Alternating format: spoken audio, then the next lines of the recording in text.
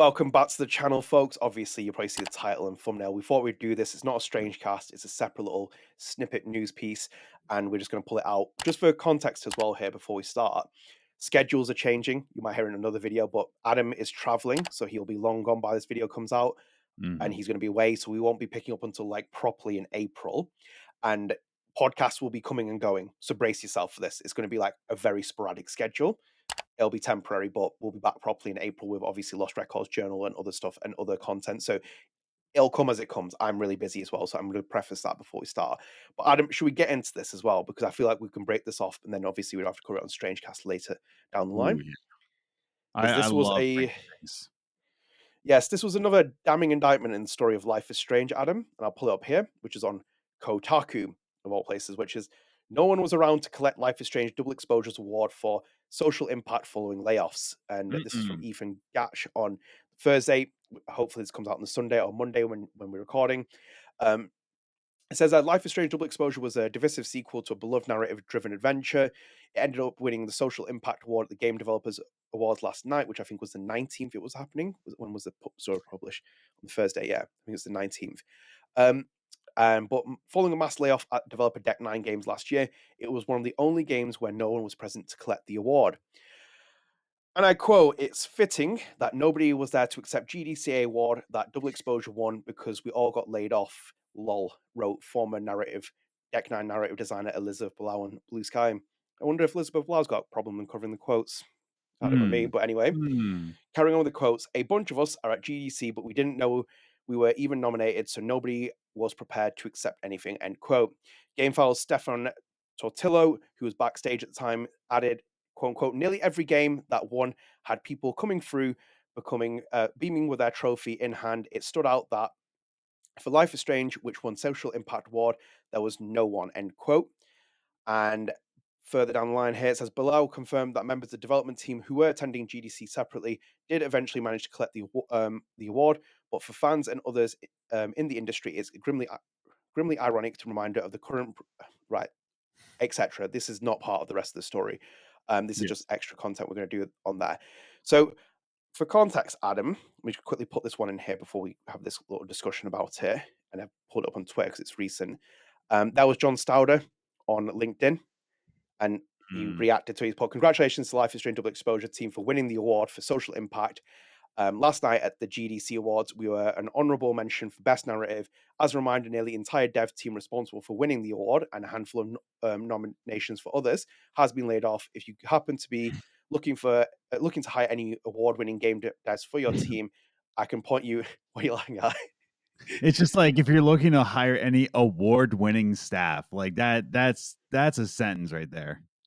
Yeah. You know what? You're not the first person. Someone has said that on Twitter to me. I think it's actually in the replies where someone has said the award-winning part. But anyway, it says there as well. I can point you in the right direction. So that was it. So basically, that's all that. So in itself, I'm not going to pull the other stuff up, but Adam, for context, if you don't know, Aysha Farah, who was the former writer on Double Exposure, was at GDC. She wasn't aware of it. She picked up the award after the event had happened, so she went and got it. Giselle, who was, I think, one of the narrative designers on Double Exposure, was in the crowd when it happened and didn't even know about the nomination. And then I've gone back and watched the clip, and basically this person's like on the stage saying, "I'll accept the award on their behalf." So Giselle was there, and she's spoken about in Bluesky, giving an account of it. So these are all the kind of key events that have happened, just to give you a context on it. Do you want to start? What a mess. What a mess. Yeah. What a mess. And we can talk about Deck 9 all we want. And some people still think that Deck 9 owns the property of Life is Strange. I'm here to tell you, no, they don't. They're not the owners of the Life is Strange property. It's Square Enix. So that's why I say we can blame Deck 9 all we want. But really, this is just a mess once again made by Square Enix. So a mess in a way that you win an award you didn't even know you were nominated for social impact, right? More or less, not even like for audio and all, for social impact, for something that you can like give a message of hope to the American and the world people, right? Nope, nobody's there. Nobody's there to accept it. What hope do we have as a social impact game that wins an award and you just screwed up Square Enix. Thank you very much. What a mess. What a mess of a game. Yeah, it definitely had a social impact for all the wrong reasons, in my Yeah. opinion. And that's the Yeah. way I put like I'm not here to kick a dead horse on certain things, and I try not to, but I will say something, Adam, here. And it's more directed at Elizabeth Ballou, and it's going to be fair and balanced because people don't know my own experience with this person, and I don't really have anything to say to them because like actions speak louder than words. But I Yes. just want to say something where it's like, and I'll be fair with this as well. I pragmatically get it from her position where she's like, the entire team got laid off, lol. Like, no one's come for it because no one's here anymore. But let me just say, and this is where I flip it as well. Putting lol at the end of that is not the flex you think it is because you didn't make Metal Gear Solid and then get laid off. You made the Life is Strange game, which has got the lowest scored Metacritic in the entire franchise. It flopped commercially. It got panned by critics.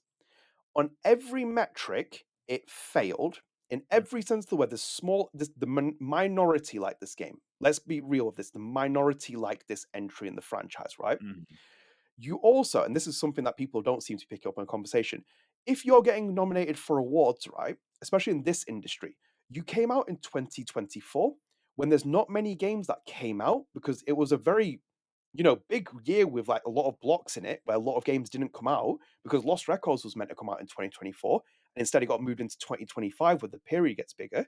So Yeah. to get award nominations, and you didn't get onto, for example, in narrative, you go on long lists, but they're long lists. So like they do it intentionally to get people onto these lists of nominations. You never got on the short list. The big shortlist award, which is the social impact, the equivalent at the BAFTAs, the game, the Games Beyond Entertainment one, you didn't get nominated for it. You failed to get on the shortlist for it. You didn't win the Game Awards. I know you think differently of Jeff Keighley, and this is an industry event where it's more about developers. But Mhm. ultimately, these are all like things that aren't flexes, if anything. And for Bilal as well, here's the thing, and even for the other narrative developers as well who worked on this team, if no one at Deck Nine or Square Enix, who's currently at Square Enix or Deck Nine, picked this game up, I think it's a pretty bad, damning indictment of what they think your game is, because Yeah. you were in key positions as developers on the narrative team, and people see it. It's not just me. People will see you like throw your toys out the pram on social media, being like, "It's a fantastic thing. I can't believe people are liking this." And we talk about with John Stauder, me and you, where it's like he's been like, "Oh, Max can be done in this kind of way." It's not, you can keep screaming about it and think that you've made a good game, but ultimately, it's not just me that's doing it and not Adam that's doing it. Critically, it's failed. Yeah. Commercially, it's failed. And on every metric I can pull up from numbers to numbers, you have failed at the game. And I'm not being facetious here. I'm being as calm as measured approach for this. That's why I said it's not me taking a dig at her because I've had my own experience with her. It is what it is. I've got better things to do in my spare time as well. But to Mhm. do that in the comment when I read it, I was like, why are you saying lol? Because I get it from the perspective that you guys got laid off and a lot of the key narrative teams that got laid off. But it's not a flex though. Like, Yeah. look at what's happened here. The award has been left there. Your former writer had to go and get it, and no one's going to bother with it. I think Yellow Flash Hawkins joked with me. It's like, we'll post and package it to FedEx style to Square Enix. It's like Square doesn't want that award. They No. would have wanted it. They would have been there for it. Yeah. And it's shown as well. And also as well, on top of that, your legacy and the people who are on the development team, your legacy is the only development team in the entire Life is Strange franchise that's been laid off after the game came out. Like Yeah. no other Life is Strange game has had that.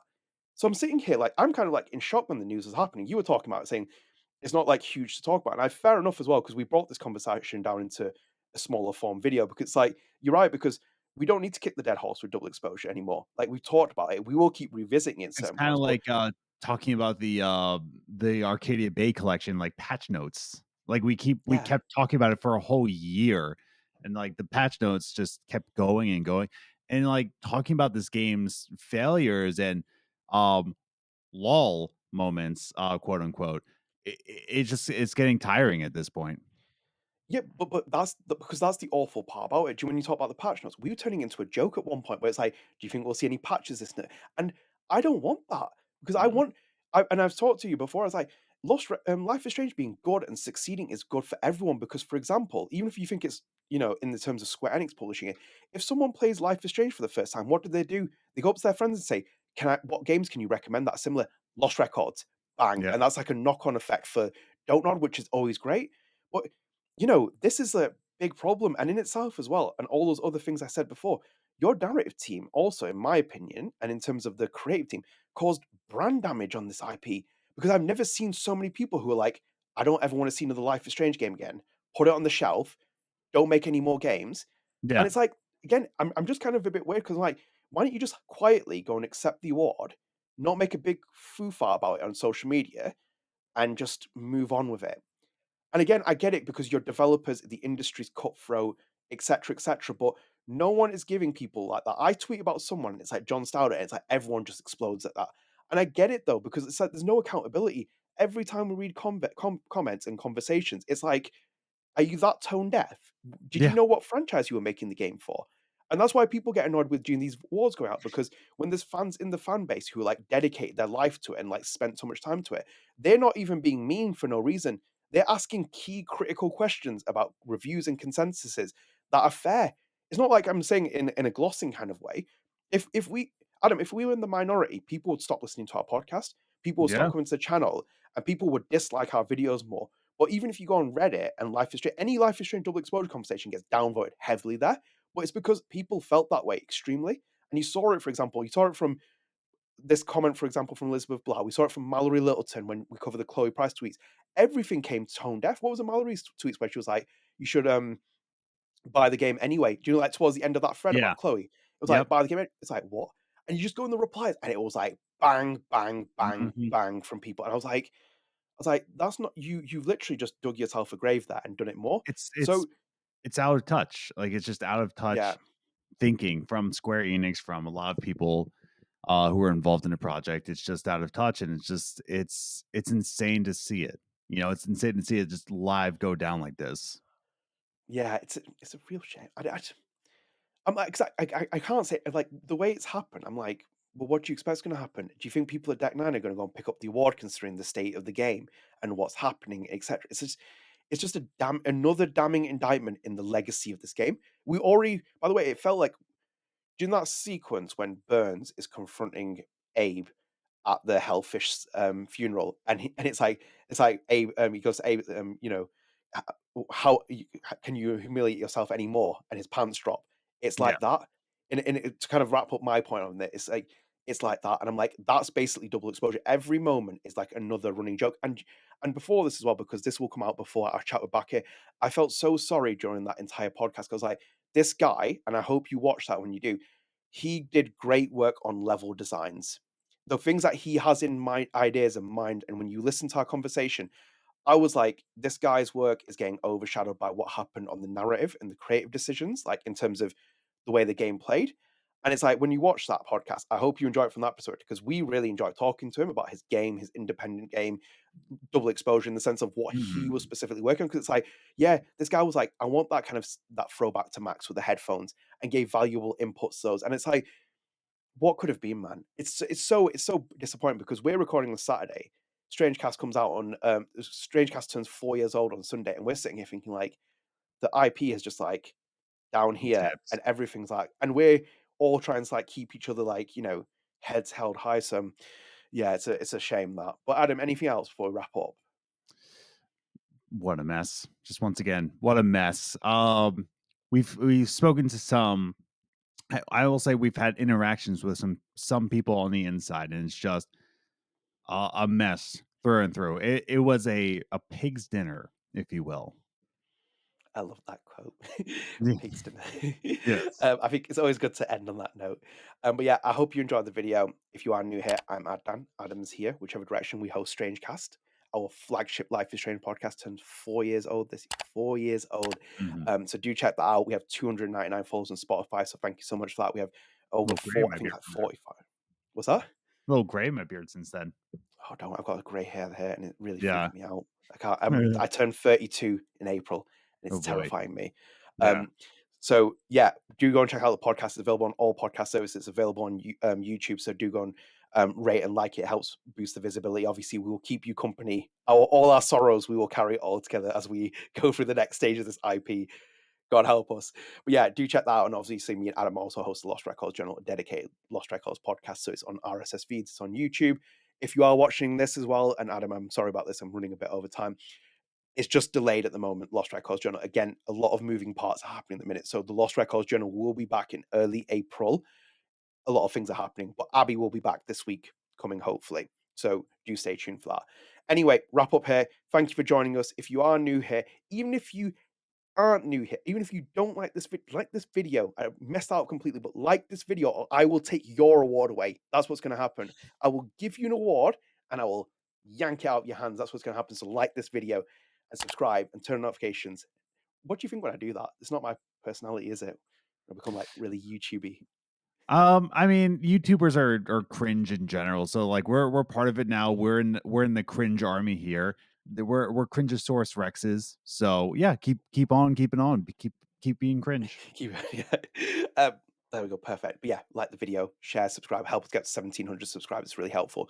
So yeah, guys, stay tuned. A lot of moving parts. Things will come as they come. But again, when we're in April, me and Adam will be picking things up, and we'll go from there. And hopefully, there'll be some good news, Life is Yes. Strange related, because we could all really use that. Anyway, let's sign on that high note. Take care, guys. See you later. Bye. Later.